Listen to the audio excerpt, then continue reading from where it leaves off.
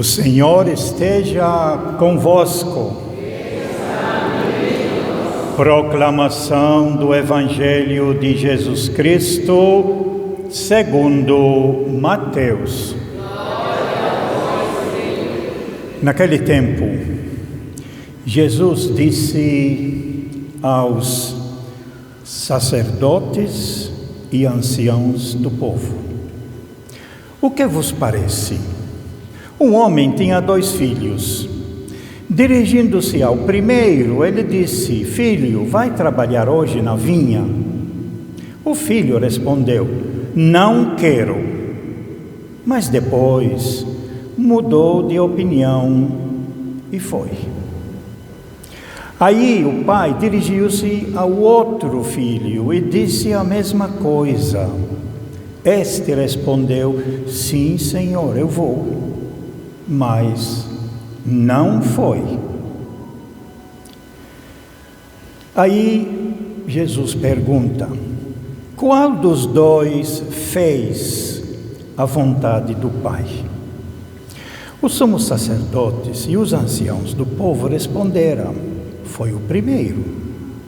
Então Jesus lhes disse: Em verdade vos digo que os cobradores de impostos e as prostitutas vos precedem no reino de Deus. Porque João veio até vós num caminho da justiça, e vós não acreditastes nele. Ao contrário, os cobradores de impostos e as prostitutas creram nele. Vós, porém, mesmo vendo isso, não vos arrependestes para crer nele. Palavra da salvação.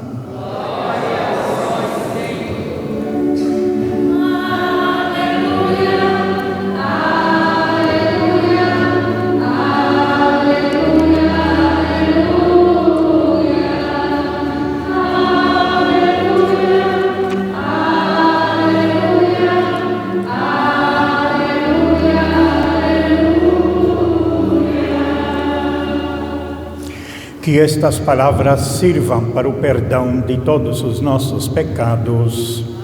Amém. Podemos ficar sentados. Meus prezados irmãos, aqui na comunidade Nossa Senhora Aparecida de Helena Maria, a igreja hoje nos apresenta mais um texto do Evangelho de Mateus, pulando alguns textos intermediários. Na semana passada, a igreja nos apresentou o Evangelho da vinha. São 3 leituras da vinha da semana passada, que é a vinha onde manda os trabalhadores em vários horários diferentes, mas depois todos recebem por igual.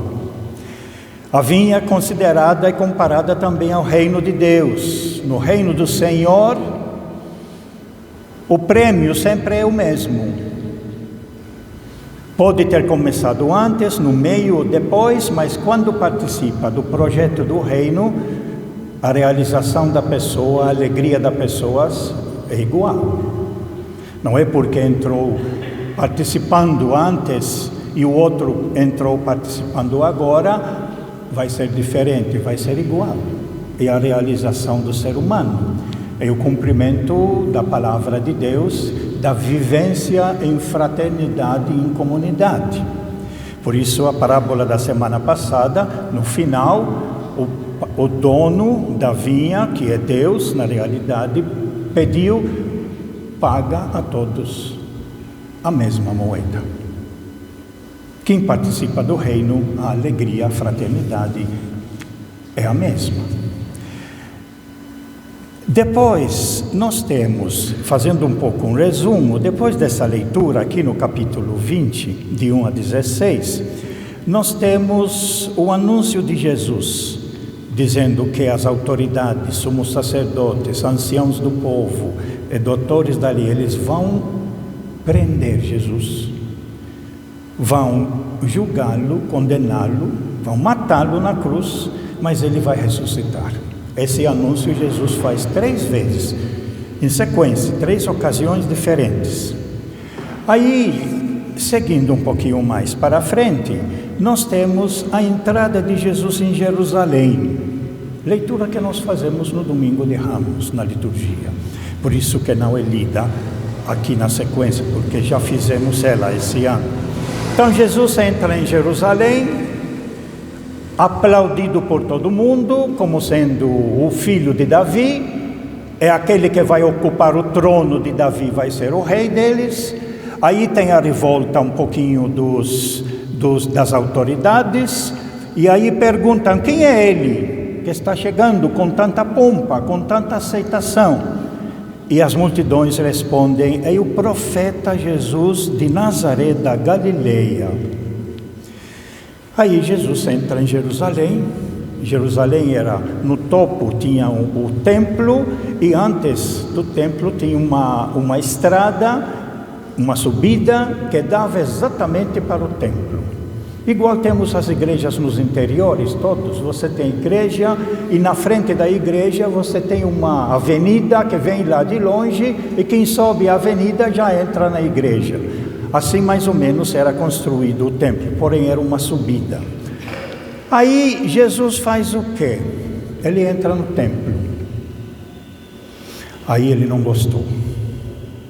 Vendedores de ovelhas, de bois, gente trocando dinheiro.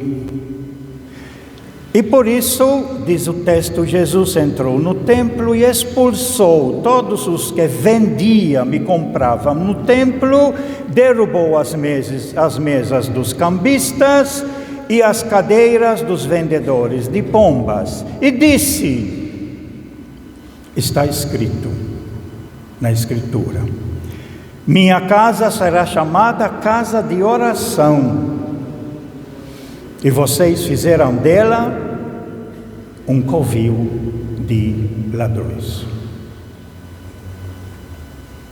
Em vez da casa servir a casa para sustentar o povo, para o povo se abastecer com oração e voltar à sua casa abastecido com a força da palavra que ouvia, da Sagrada Escritura, como orientação, e continuar a sua caminhada na vida, vivendo na fraternidade, no amor, não.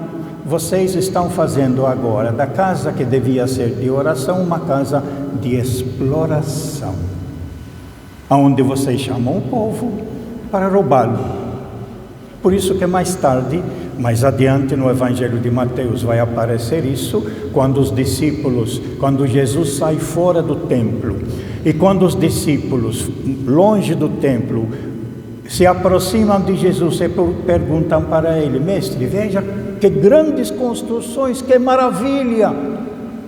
Jesus disse, estão vendo todas essas construções? Não sobrará pedra sobre pedra, tudo será destruído. Aí, o que aconteceu? Aqui Mateus introduz, na leitura do seu Evangelho único, ele introduz aquilo que Jesus fez durante toda a sua vida, no Evangelho todo. Podem ver, nos Evangelhos de Marcos e de Lucas, ele vai mostrar que fora de Jerusalém, antes de chegar, Jesus cura os doentes, abre os olhos dos cegos, ajuda as pessoas todas que eram necessitadas, perdoa os pecados das pessoas, e Mateus introduz essa leitura aqui, coloca um verso e diz assim, quando Jesus disse, fizeram da minha casa um covil de ladrões.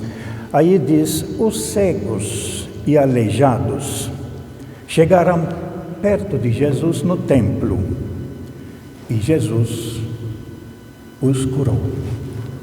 Essa é a proposta de Jesus, esse é o projeto de Jesus. É gerar vida. Quem está doente busca saúde, Jesus quer dar. É a lição maior que ele nos diz, zelar um pelo outro, ajudar uns aos outros para superar as doenças, as maldades, para superar os vícios que tomam conta da gente, para a pessoa poder voltar a viver na fraternidade e em paz. segundo exatamente aquilo que Marcos define muito bem o que é o reino de Deus, o reino que Jesus trouxe é: Deus quer que vivamos em paz uns com os outros. E tudo que atrapalha isso precisa ser superado. Essa é a grande novidade de Jesus. Então Mateus introduz essa frase aqui exclusiva dele, aqui em Jerusalém. Os cegos e aleijados chegaram perto de Jesus no templo e ele os curou. E aí, as autoridades do templo, que são os sumos sacerdotes e os grandes sacerdotes e os anciãos, aqueles que dominavam também toda a Palestina, que tinham maior bens e maiores terras na Palestina, era na mão deles, desses anciãos. Eles se aproximaram de Jesus e perguntaram: com que autoridade você faz isso?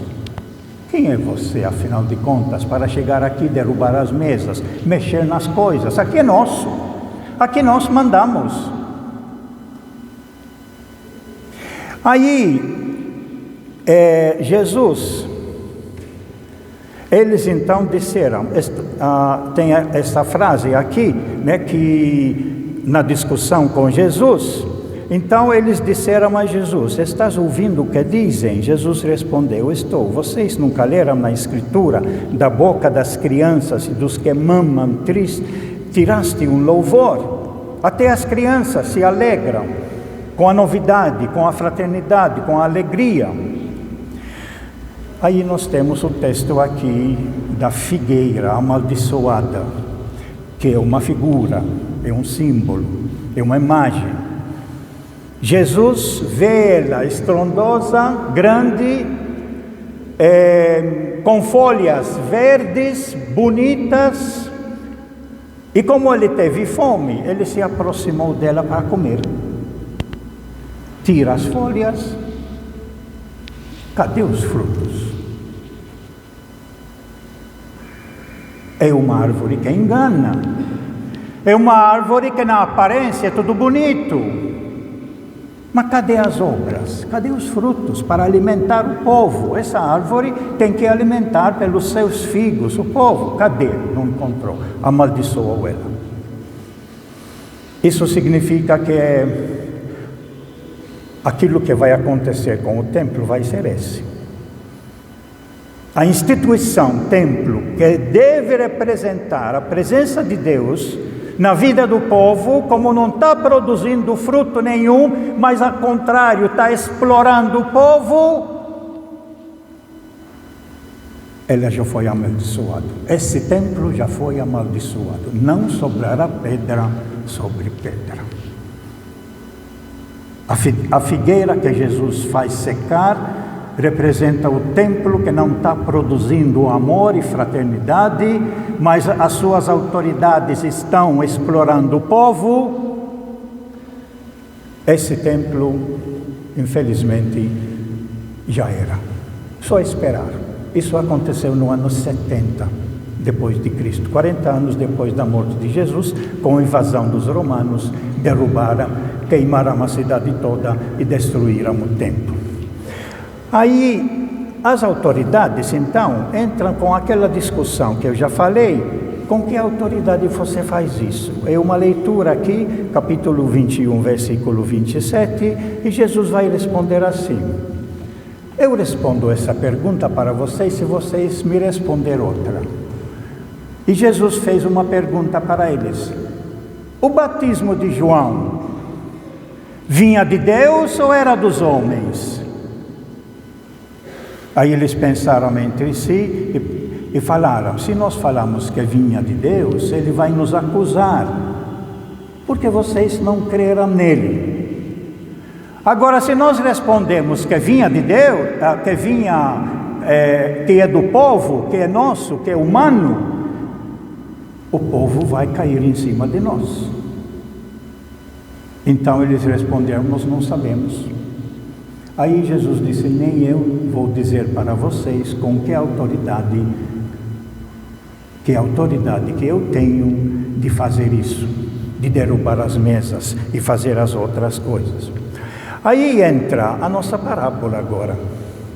A nossa parábola, Jesus está discutindo ainda com os sumos sacerdotes, ou os grandes sacerdotes, ou os chefes dos sacerdotes e os anciãos do povo.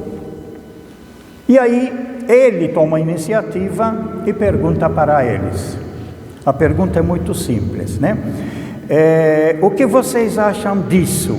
Certo homem tinha 2 filhos, chamou o primeiro e disse: filho, vai trabalhar na minha vinha. E esse filho disse: não vou. Mas depois foi. Esse é o primeiro. Foi. Aí chamou o segundo e disse para ele a mesma coisa: filho, vai trabalhar na minha vinha? E ele disse: sim, Senhor, eu vou. Mas depois ele não foi. E aí a pergunta de Jesus: qual dos 2 fez a vontade do Pai? E eles logo, é fácil perceber, os chefes dos sacerdotes e os anciãos do povo responderam: foi o filho mais velho, que é o primeiro, que de início disse que não vai, mas depois arrependeu-se, avaliou e foi lá trabalhar na vinha do Senhor, do Pai. Ele que fez a vontade do Pai.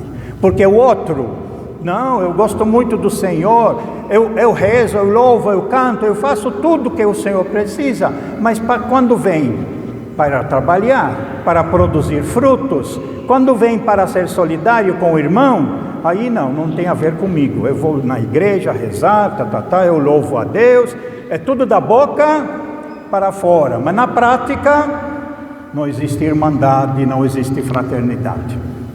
Isso que quer dizer aqui. Aí Jesus vai dar a conclusão. Os chefes dos sacerdotes, então, e anciãos do povo, responderam: foi o filho mais velho que, apesar de ter dito não, mas depois se arrependeu e foi. Então Jesus disse-lhes: em verdade digo a vocês, os cobradores de impostos, chamados tecnicamente de publicanos, a palavra técnica era chamada publicano, cobrador de imposto, que vivia a serviço dos romanos para cobrar imposto do povo todo, em toda a Palestina, e entregar para os romanos. Isso é uma obrigação que tinham que fazer como meio de dominação. Quando um povo domina outro, ele cobra imposto para ele poder ter dinheiro mandados para o opressor, para poder pagar as suas despesas todas. Então, em verdade digo a vocês, os cobradores de impostos, portanto os publicanos, e as prostitutas vão entrar antes de vocês no reino de Deus. Era uma ofensa muito grande para os sumos sacerdotes, grandes sacerdotes, e para os anciãos do povo, falar que aqueles que eles ignoravam tanto, que os publicanos, cobradores de impostos, e as prostitutas que eram lá, estão lá no fundo para eles, não têm salvação, são pecadores, dizer para essas autoridades que eles, cobradores de impostos e prostitutas, vão entrar, aqui diz vão entrar antes de vocês, no lugar de vocês, vai entrar antes de vocês no reino de Deus. Joaquim Jeremias, um grande estudioso da época, que escreveu um livro grosso assim sobre Jerusalém, como funcionava o templo, que nós precisamos aprender e conhecer, ele disse: o sentido dessa frase não é entrar antes de vocês, mas entrar no lugar de vocês. Por quê? Por quê? Porque eles se convertem e vocês não se convertem. Quem se converte tem perdão e entra. Quem não se converte não tem perdão e não entra, perde a vida. Isso a igreja colocou aqui a nossa primeira leitura, que diz exatamente isso, tirado do profeta Ezequiel, capítulo 18, que teria que ter lido desde o início, mas a resposta está aqui. o povo e as autoridades diziam naquele tempo: vocês andais dizendo a conduta do Senhor não é correta. Deus está agindo mal, portanto, estão dizendo. Então Ezequiel vai falar: ouvi voz da casa de Israel. Agora vai ser palavra de Javé. É a minha conduta que não é correta? Ou antes é a vossa conduta que não é correta? E aí ele vai fazer uma declaração importante: quando um justo, um que pratica o bem, faz o bem, constrói a vida, vive em comunhão com os outros, quando um justo se desvia da justiça, olha a palavra justiça, que aparece também no nosso Evangelho. Quando um justo se desvia da justiça, pratica o mal e morre, é por causa do mal praticado que ele morre, não porque Deus quer a sua morte. Está dizendo: quem pratica o mal vai sofrer a consequência do mal. Quem abusa e exagera vai sofrer as consequências. Quem toma veneno pode ter certeza que vai ter consequências pelo veneno que ele tomou. Portanto, ele vai virar do outro lado agora. E quando um ímpio, um pecador, um que não pratica a justiça, e quando um ímpio se arrepende da maldade que praticou, quer dizer, se converte, e passa a observar o direito e a justiça, ele vai conservar a própria vida, porque deixou de praticar o erro, deixou de tomar o veneno, deixou e venceu o vício, então vai ter vida. Portanto, o apelo de Ezequiel, que é o apelo que Jesus vai fazer aos sumos sacerdotes aí no nosso Evangelho: arrependendo-se de todos os seus pecados, arrependendo-se de todas as suas práticas injustas e maldosas, com certeza viverá, não morrerá. Essa frase Jesus vai colocá-la aqui quando faz referência a João Batista no final. Então Jesus disse: em verdade vos digo que os cobradores de impostos e as prostitutas vos precedem, entram no lugar de vocês no reino de Deus, porque vocês não entram, mas eles vão entrar. Por que vocês não entram e eles vão entrar? Porque João Batista veio até vós num caminho de justiça. João veio até vós num caminho de justiça, e vós não acreditastes nele. Ao contrário, os cobradores de impostos e as prostitutas creram nele. Vós, porém, mesmo vendo tudo isso, não vos arrependestes para crer nele. Portanto, continuam no seu pecado, continuam na prática injusta que vocês, apesar de ser sumos sacerdotes, trabalham no templo, são responsáveis pelo povo, dirigentes do povo, mas vocês não mostraram arrependimento, não abriram o seu coração para aceitar o povo, para ajudar os mais pobres, os mais necessitados, continuam com esse projeto de exploração do povo, portanto, vocês não se arrependeram. Se a gente for buscar um pouquinho na nossa leitura do Evangelho de Mateus no início, nós vamos perceber aqui que esse discurso João Batista já tinha falado para eles no capítulo 3. No capítulo 3, João Batista estava batizando, pedindo a conversão.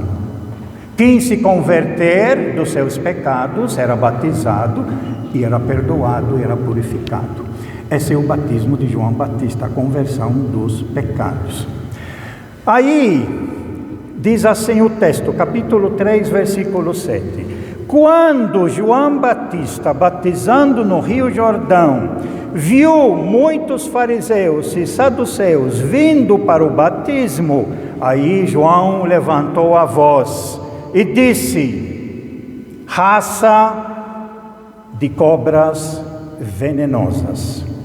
Quem lhes ensinou a fugir da ira que vai chegar? Façam coisas que provem que vocês se converteram. Eles disseram sim na parábola. Eu vou, mas não foram. Na intenção, sim, na intenção nós somos a favor, mas na prática ajudou o irmão? Não. Se converteu? Não. Então João Batista: façam coisas que provem que vocês se converteram. Não pensem que basta dizer Abraão é nosso pai, porque eu lhes digo, até destas pedras Deus pode fazer nascer filhos de Abraão. E aí 2 ameaças vai dizer: o machado já está posto na raiz das árvores. Isso vai se realizar na destruição do templo mais tarde, quando Jesus vai dizer: está vendo tudo isso? Não sobrará pedra sobre pedra. O machado, disse aqui, o machado já está posto na raiz das árvores. E toda árvore que não der bom fruto, olha a árvore que eu já falei para vocês, toda árvore que não der bom fruto será cortada e jogada no fogo. Aí ele repete uma frase importante: eu batizo vocês com água para a conversão. Batizo vocês com água para a conversão dos pecados. Mas aquele que vem depois de mim, que é Jesus, é mais forte do que eu. E eu, João Batista, não sou digno nem de tirar-lhe as sandálias. Ele é quem batizará vocês com o Espírito Santo e com fogo. Ele, Jesus, que vai vir depois de mim, terá na mão uma pá. Vai limpar sua eira, vai fazer a divisão. Na eira, o lugar onde separava o trigo das palhas, vai separar o trigo da palha, e ele vai recolher o trigo no celeiro, mas a palha ele vai queimar no fogo que não se apaga. Vai para o inferno, em outras palavras, perde a vida. Quem se converter é perdoado e passa a viver como irmão. Quem não se converter continua no seu egoísmo, mas o destino dele vai ser a destruição. É o fogo, fogo que não se apaga. É interessante quando a gente começa a ler o Evangelho de Mateus, desde o início até o fim, você vai perceber as ligações que tem um texto com outro texto, e um texto explica outro texto. Por isso a importância da gente ler o Evangelho. Nós acabamos de terminar o mês da Bíblia, que nos apresentou a carta aos Efésios, muito boa para ajudar a entender o Evangelho. E na leitura de hoje, para a gente encerrar, na segunda leitura de hoje, Paulo exatamente está pedindo à comunidade, na sua conversão, um tipo de comportamento. Qual é esse comportamento? Diz assim: se existe consolação na vida de Cristo, quer dizer, Cristo fica contente e alegre, né? Então, se existe consolação na vida em Cristo, se existe alento no mútuo amor entre os irmãos, se existe a comunhão do Espírito, todos trabalhamos para a mesma finalidade, para o bem de todos, se existe ternura e compaixão, e precisa existir ternura e compaixão, senão não terá misericórdia. Se existe ternura e compaixão, tornai então completa a minha alegria. O que ele vai pedir após eles viver tudo isso? Aspirai a mesma coisa, muito unidos no mesmo amor. Vivei em harmonia, procurando a unidade. Isso nada mais do que dizer: vivam em paz uns com os outros. E aí ele continua uma coisa muito difícil. Olha aqui que ele vai dizer: não façais por competição ou vanglória. Jesus critica muito os fariseus por causa da vanglória e por causa da competição. A vanglória ocupa os primeiros lugares. A vanglória vestem roupas bonitas para impressionar os outros. Tudo ilusão, disse Jesus, porque no coração deles tem ódio, tem vingança. No coração deles não entra o irmão, que eles precisam ajudar, mas não ajudam. Então, não façais por competição ou vanglória, mas com humildade. E olha o que vai dizer aqui: cada um julgue que o outro é mais importante. O outro é mais importante. Muito difícil isso, porque a gente sempre pensa que nós somos eu sou mais importante. E Paulo está dizendo, em sentido de fraternidade, de comunhão, de viver em paz uns com os outros, considera o outro mais importante, como faz a mãe. A criança é desse tamanho, a mãe é desse tamanho, mas a mãe considera a criança mais importante do que ela. Ela dá a comida para a criança e ela fica com fome, porque a criança é mais importante. Isso Paulo está dizendo deve existir entre aqueles que aceitaram e vivem o projeto de Jesus. Então, nada façais por competição ou vanglória, mas com humildade, cada um que julgue que o outro é mais importante. E não cuide somente do que é seu, que é o egoísmo. Só penso em mim, só faço quando me interessa. Não! Veja o que o outro precisa, os outros precisam, me ajuda os outros. Então, nada façais por competição ou vanglória, mas com humildade, cada um julgue que o outro é mais importante e não cuide somente do que é seu, mas também do que é do outro. E aí vai dizer, vocês devem ter os mesmos sentimentos que existem em Jesus Cristo.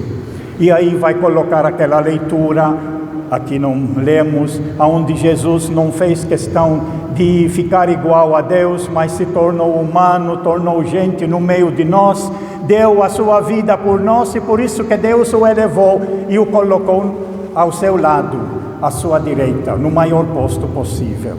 Quem se humilha, disse Jesus, será elevado. Isso está na oração de Maria, que nós estamos começando o mês de Maria, o mês das missões também. Portanto, o projeto que Jesus nos traz hoje, a mensagem básica, as orações que nós lemos, falam tudo da misericórdia de Deus, falam tudo da conversão. Quem reconhece o seu pecado, o seu erro, se converte. E por isso que Jesus disse, as prostitutas e os cobradores de impostos vão entrar no lugar de vocês no reino do céu. Por quê? Porque eles se converteram. Eles perceberam o erro em que estavam metidos, como o próprio Mateus era cobrador de imposto e Jesus foi chamá-lo e aceitou, como Zaqueu, que diante de Jesus disse, eu vou devolver 4 vezes mais o que eu roubei, e eu vou dividir metade dos meus bens com os pobres. E Jesus responde, aí que está a salvação. Hoje a salvação entrou nesta casa. A conversão, quando a pessoa reconhece os erros que fez, e então se arrepende, ele vai ter vida. Ele vive, como disse Ezequiel, e não morre. É isso que Jesus quer, que nós vivamos. Por isso um apelo muito grande para a gente descobrir na nossa vida, né, as nossas atitudes e sermos sempre humildes para podermos reconhecer as nossas fraquezas, as nossas limitações, os nossos erros, e aprendemos a abrir o nosso coração para conviver com os outros, para viver o reino de Deus agora, de vivermos na fraternidade, construindo o reino de Deus, vivermos em paz uns com os outros. Louvado seja nosso Senhor Jesus Cristo. Creio em Deus Pai,